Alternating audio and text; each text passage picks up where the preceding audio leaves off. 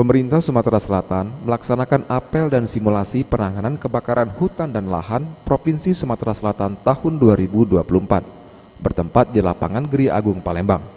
Apel ini dipimpin Menteri Koordinasi Perekonomian Republik Indonesia Airlangga Hartarto. Monitor hotspot sekaligus juga penanggulangan kebakaran hutan, dan tentu kita berharap bahwa titik kebakaran hutan ini bisa kita cegah. Dan tadi beberapa wilayah yang perlu diperhatikan antara lain organ pemering hilir. Dan juga kesiapan dari seluruh jajaran, baik itu dari BNPB, dari pasukan Manggala Api, dan TNI, Polri, baik, dan tentu juga dari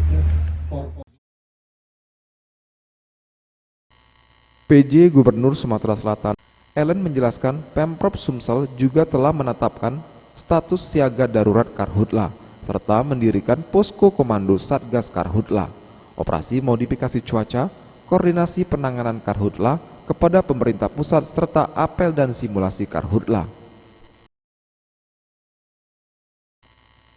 Sebanyak 1.200 personil hadir dalam kegiatan yang dilaksanakan pemerintah Provinsi Sumsel. Personil yang hadir terdiri dari TNI, Polri, BPBD, Regu Pemadam Kebakaran, Perusahaan Perkebunan dan Kehutanan, Kelompok Tani Peduli Api, Masyarakat Peduli Api, Organisasi Sosial Kemasyarakatan, dan relawan serta mahasiswa. Tim Liputan Sriwijaya TV.